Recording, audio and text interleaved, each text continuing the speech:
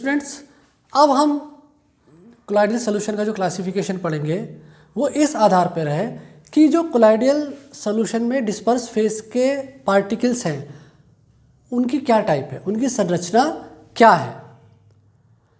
इस आधार पर यदि हम कोलाइडल सॉल्यूशन को क्लासिफाई करें तो कोलाइडल सॉल्यूशन मेनली 3 तरीके के हो सकते हैं। कौन कौन से? मल्टीमोलिकुलर कोलाइड्स, मैक्रोमोलिकुलर कोलाइड्स और एसोसिएटेड कोलाइड्स। देखिए एक बार मैं दोबारा यहाँ पर बता रहा हूँ कि यहाँ पर जो हमने क्लासिफिकेशन किया है कोलाइडल सॉल्यूशंस का, वो इस आधार पर किया है कि जो डिस्पर्स्ड फेज हैं इनके पार्टिकल्स की संरचना क्या है। तो देखिए सबसे पहले जो मल्टीमोलिकुलर कोलाइड्स हैं ये क्या होते हैं। देखिए मल्टीमोलिकुलर कोलाइड्स में डिस्पर्स फेज के जो पार्टिकल्स होते हैं इनका ओरिजिनल साइज होता है वो कोलाइडल रेंज में नहीं होता। मतलब इनका जो ओरिजिनल साइज होता है वो 1 नैनोमीटर से कम का होता है। इनका जो ओरिजिनल साइज होता है वो 1 नैनोमीटर से कम का होता है। लेकिन जैसे ही इनको हम डिस्पर्सन मीडियम में डालते हैं ये छोटे छोटे जो पार्टिकल्स होते हैं ये आपस में एग्रीगेट्स बना लेते हैं और ये जो एग्रीगेट्स होता है इनका साइज कोलाइडल रेंज में होता है, यानी कि 1 नैनोमीटर से लेकर 1000 नैनोमीटर के बीच में होता है। इनके एग्जाम्पल है गोल्ड, सल्फर। अच्छा, जब ये छोटे छोटे पार्टिकल आपस में पास आते हैं तो वंडर वाल फोर्सेस ऑफ अट्रैक्शन डेवलप हो जाता है इनके बीच में और ये एग्रीगेट्स बनाते हैं और ये एग्रीगेट्स जो होते हैं ये कोलाइडल रेंज में होते हैं। अच्छा, ये मैक्रोमोलिकुलर कोलाइड्स क्या होते हैं? मैक्रोमोलिकुलर कोलाइड्स वो कोलाइड्स होते हैं जिसमें डिस्पर्स्ड फेज के पार्टिकल का ओरिजिनल साइज ही कोलाइडल रेंज में होता है, साइज ही कोलाइडल रेंज में होता है और डिस्पर्सन मीडियम में डालने पर ये कोलाइडल सॉल्यूशन बना लेते हैं। इसका एग्जांपल है जैसे स्टार्च, प्रोटीन, नायलॉन और सिंथेटिक रबर्स हैं। अच्छा, एसोसिएटेड कोलाइड्स क्या है? देखिए एसोसिएटेड कोलाइड्स जो होते हैं ये डिस्पर्स फेज के जो पार्टिकल्स हैं वो यहाँ पर लार्ज आयनिक कंपाउंड्स होते हैं लेकिन उनका साइज कोलाइडल रेंज में नहीं होता है। लेकिन जैसे ही हम उनको डिस्पर्सन मीडियम में डालते हैं तो शुरू में तो ये ट्रू सॉल्यूशंस बनाते हैं, लेकिन जैसे जैसे हम कंसंट्रेशन सॉल्यूशन की बढ़ाते चले जाते हैं एक पर्टिकुलर कंसंट्रेशन पर, एक पर्टिकुलर टेम्परेचर पर और एक पर्टिकुलर कंसंट्रेशन पर ये जो लार्ज आयनिक कंपाउंड्स होते हैं ये एक स्फेरिकल स्ट्रक्चर बना लेते हैं जिसको हम बोलते हैं मिसेल। और ये जो स्फेरिकल स्ट्रक्चर्स बनती है मिसेल्स, इनका जो साइज होता है वो कोलाइडल रेंज में होता है, एक नैनोमीटर से लेकर 1000 नैनोमीटर के बीच में। अच्छा, जो स्फेरिकल मिसेल्स बनती है इसमें लगभग 100 आयनिक कंपाउंड्स आपस में आकर स्फेरिकल स्ट्रक्चर बनाते हैं। अच्छा, ये मैंने अभी एक बात बताई कि जो ये डाइल्यूट सॉल्यूशन इनका होता है वो कोलाइडल सॉल्यूशन नहीं होता। कंसंट्रेशन बढ़ाने पर एक पर्टिकुलर कंसंट्रेशन आ जाने के बाद कोलाइडल सॉल्यूशन बनता है, यानी कि उसमें मिसेल फॉर्मेशन होती है। तो वो जो कंसंट्रेशन जिसके ऊपर मिसेल फॉर्मेशन होती है वो कहलाती है क्रिटिकल माइसेलर कंसंट्रेशन, CMC। और वो टेम्परेचर जिसके ऊपर ये मिसेल फॉर्मेशन होती है उसे बोलते हैं क्राफ्ट टेम्परेचर। यानी कि शुरू में ये सॉल्यूशन जो होगा ये आयनिक ट्रू सॉल्यूशन होगा, लेकिन CMC से ऊपर और क्राफ्ट टेम्परेचर से ऊपर आ जाने पर ये कोलाइडल सॉल्यूशन में कन्वर्ट हो जाएगा, क्योंकि वहाँ पर मिसेल फॉर्मेशंस हो जाएंगी। लगभग 100 लार्ज आयनिक कंपाउंड्स जो होंगे वो आपस में जुड़कर मिसेल फॉर्मेशन कर लेंगे। अब इस मिसेल फॉर्मेशन को अभी हम और डिटेल में भी पढ़ेंगे।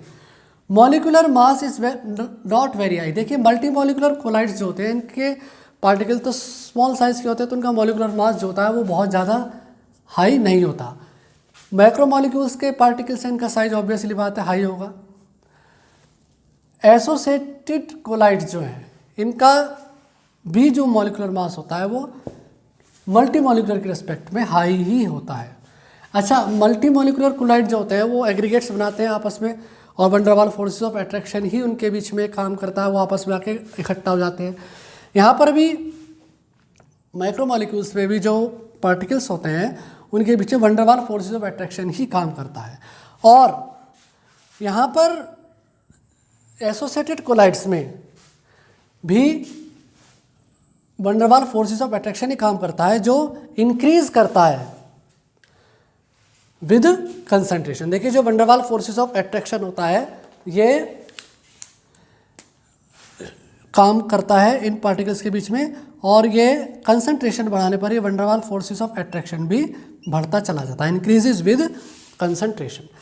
डियर स्टूडेंट्स, जैसा कि अभी मैंने आपको डिफरेंस पढ़ाए मल्टीमोलिकुलर, मैक्रोमोलिकुलर और एसोसिएटेड कोलाइड्स के बीच में, आप जल्दी से इन तीनों टाइप्स का एक स्क्रीनशॉट ले लीजिए, फिर हम CMC और उससे रिलेटेड कुछ और बातें हम पढ़ेंगे।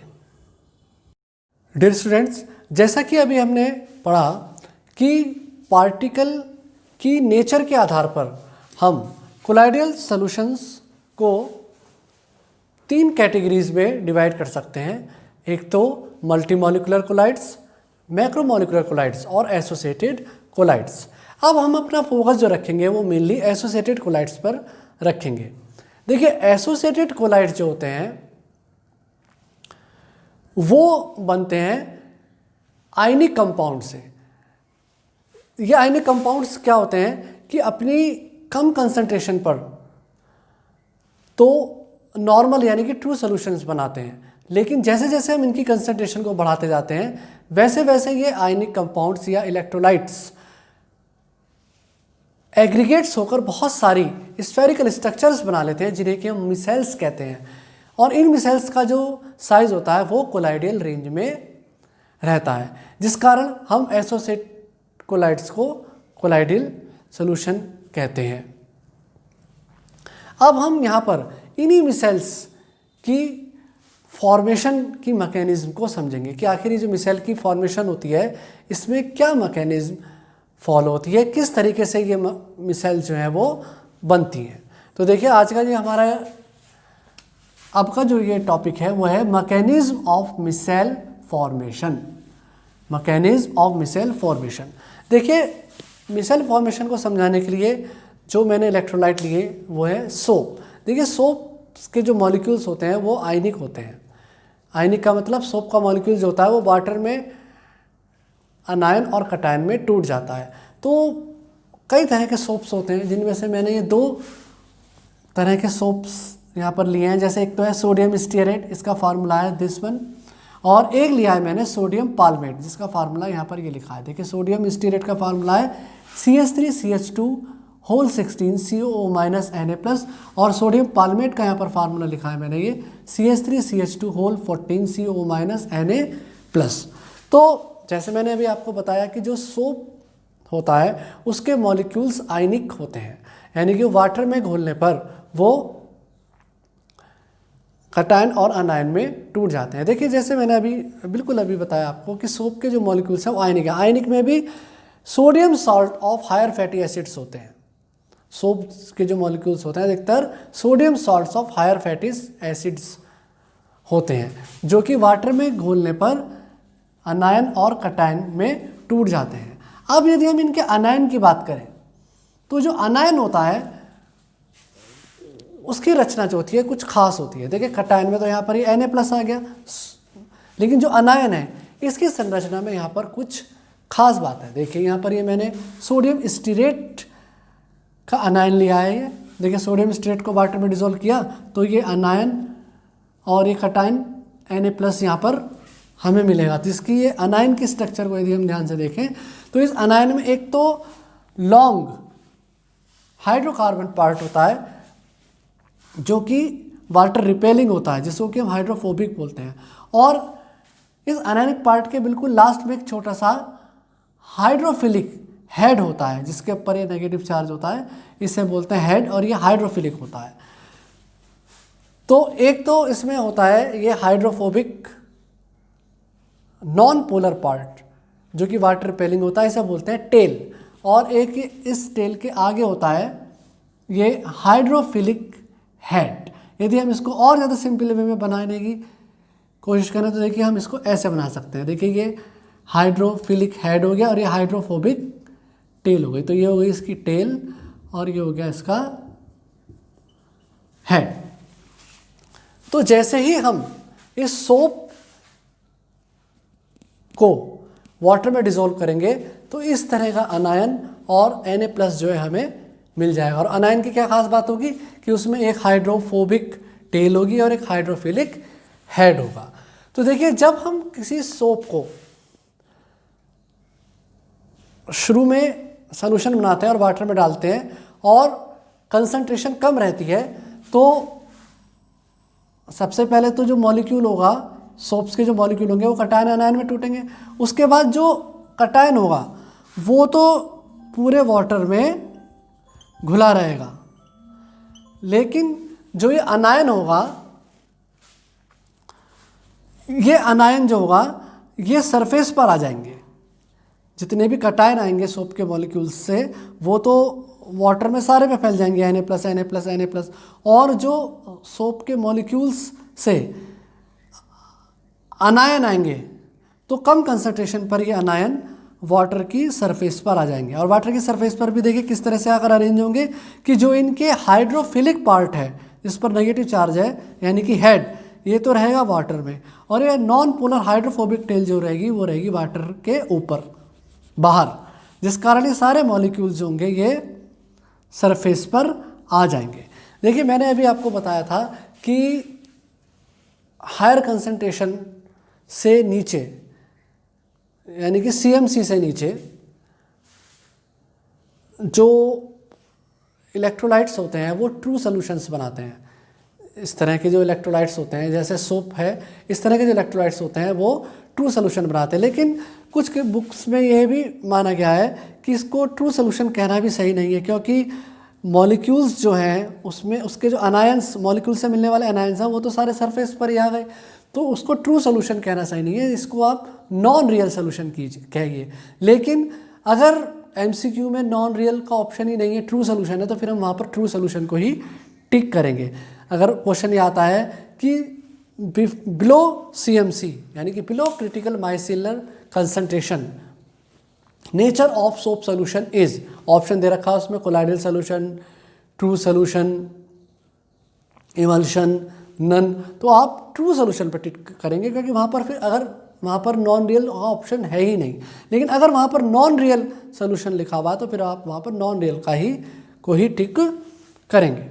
तो देखिए, लोअर कंसंट्रेशन पर जो ये सोप से मिलने वाले अनायन है ये सरफेस पर आ गए, और सरफेस पर भी किस तरह से अरेंज है कि इनकी जो हाइड्रोफिलिक टेल है, हाइड्रोफिलिक हेड है वो तो है वाटर में, और हाइड्रोफोबिक जो टेल है वो है वाटर के बाहर। हाइड्रोफिलिक हेड जो है वो तो है पानी में, लेकिन जो हाइड्रोफोबिक टेल है वो है वाटर के बाहर। तो ये सारे अनायन जो है वो सरफेस पर अरेंज हैं। लेकिन जैसे ही हम इनकी कंसंट्रेशन को बढ़ाते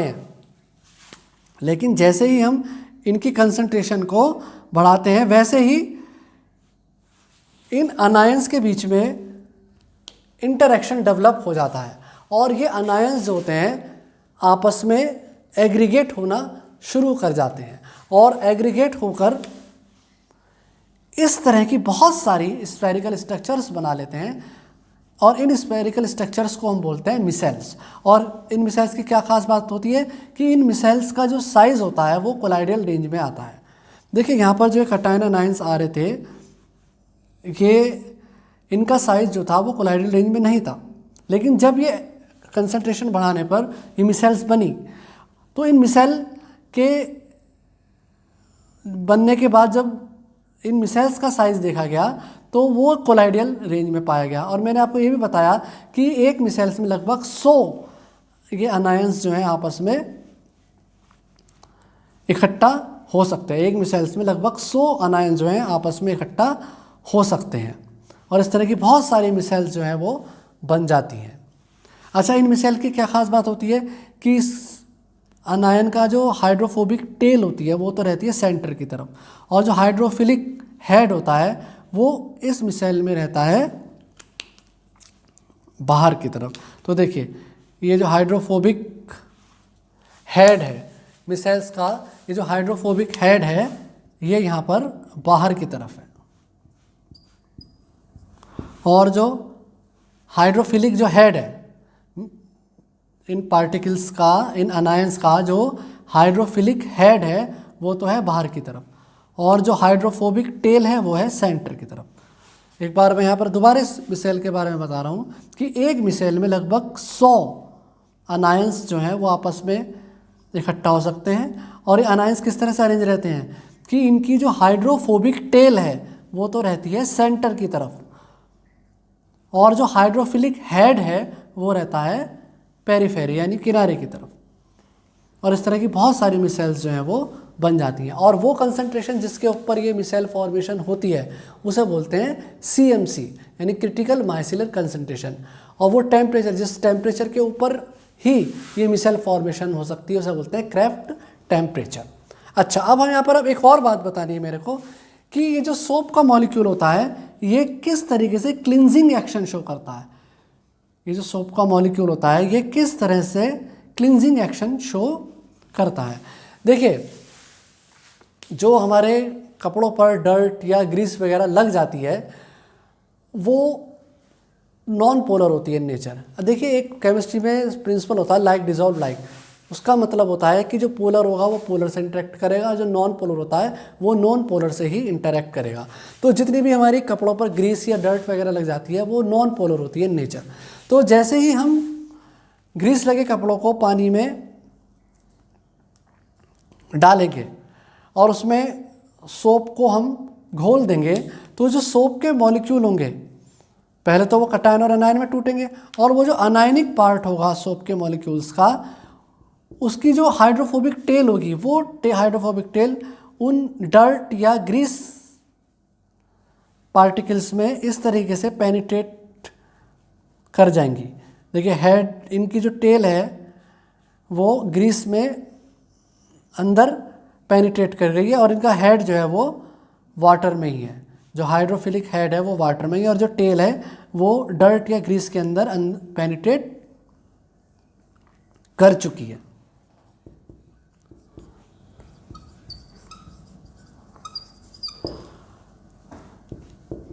इस तरीके से जो सोप से मॉलिक्यूल से मिलने वाले अनायन होते हैं वो ग्रीस या डर्ट में एंटर कर जाते हैं। अब जैसे ही हम साबुन के पानी को खंगालते हैं कपड़ों के साथ, वैसे ही ये जो अनायंस होते हैं ये इस ग्रीस को लेकर बाहर आ जाते हैं।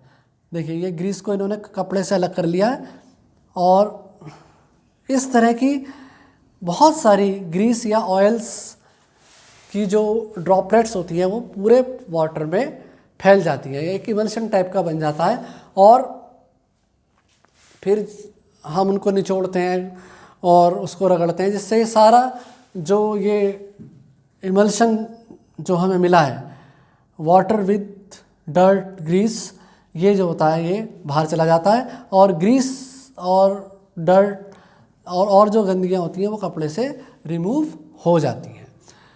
देखिए, यहाँ पर ये क्लॉथ था, क्लॉथ पे ये ग्रीस लगी हुई थी, ग्रीस में सोप के मॉलिक्यूल आकर एंटर कर गए, अनायंस जो थे, फिर इन्होंने जो है इसको कपड़े से अलग कर लिया। इस तरह की बहुत सारी ऑयल ड्रॉपलेट्स या ग्रीस ड्रॉपलेट्स जो थी वो वाटर में फैल गई और फिर वो धोते ही कपड़े से अलग होकर बाहर हो गई जब हमने उसको पानी को खंगाला। अच्छा, अब यहाँ पर एक बात मैंने आपको ये बताई कि CMC से ऊपर ही जो है कोलाइडल सोल्यूशन बनता है। अब हम जब इलेक्ट्रोलाइट की कंसंट्रेशन बढ़ाएंगे तो हमें कैसे पता चलेगा कि भाई क्रिटिकल माइसिलर कंसंट्रेशन जो है वो आ गई है, CMC आ गई है। तो CMC को हम डिटेक्ट करते हैं कुछ फिजिकल क्वांटिटीज़, कुछ फिजिकल प्रॉपर्टीज़ में आने वाले चेंज के द्वारा। सोल्यूशन की कुछ फिजिकल प्रॉपर्टीज़ में सडन चेंज आता है और हमें पता चल जाता है कि यहाँ पर CMC आ चुकी है। जैसे कि यहाँ पर ये कुछ फिजिकल प्रॉपर्टीज़ ली है, molecular conductivity, surface tension, osmotic pressure, और इन प्रॉपर्टीज़ में जहाँ पर भी शार्प चेंज आएगा वहाँ पर हम पहचान जाते हैं कि यहाँ पर CMC जो है वो आ चुकी है। अब जैसे मेनली यहाँ पर जो फिजिकल प्रॉपर्टी यूज़ करी जाती है वो करी जाती है molecular conductivity. Mainly molecular conductivity की हेल्प से देखा जाता है कि CMC आ गई है या नहीं आ गई है। अब देखिए जैसे इधर इस तरफ हम कंसंट्रेशन बढ़ा रहे हैं और यहाँ पर फिजिकल प्रॉपर्टीज़ में चेंज आ रहा है। तो देखिए जैसे जैसे कंसंट्रेशन बढ़ा रहे हैं वैसे वैसे मॉलिकुलर कंडक्टिविटी घट रही है और इस पॉइंट पे देखिए एकदम यहाँ पर एक शार्प चेंज आया है और उसके बाद ग्राफ का रूप जो है पूरी तरह से बदल गया। तो हम इस पॉइंट पर हम समझ जाएंगे कि यहाँ पर CMC आ चुकी है। इसी तरह से देखिए सरफेस टेंशन पर एक शार्प चेंज यहाँ पर आया है, ऑस्मोटिक प्रेशर में देखिए एक शार्प चेंज यहाँ पर आया है। तो इन शार्प पॉइंट्स को देखकर, इन सडन चेंज को देखकर, इन प्रॉपर्टीज़ में इन सडन चेंज, जिस पॉइंट पर ये सडन चेंज ऑब्जर्व हो जाए हम उस पॉइंट पर ये मान लेते हैं कि CMC आ चुकी है, क्रिटिकल माइसेलर कंसेंट्रेशन आ चुकी है। डियर स्टूडेंट्स, ये बहुत इंपॉर्टेंट टॉपिक है और बोर्ड के लिहाज से भी, कंपटीशन के लिहाज से भी। इस वीडियो को आप एक बार देखिए, 2 बार देखिए और इस टॉपिक को समझने की कोशिश कीजिए। अब इस कंटेंट का आप स्क्रीनशॉट ले लीजिए और आगे के टॉपिक हम फिर और पढ़ाएंगे।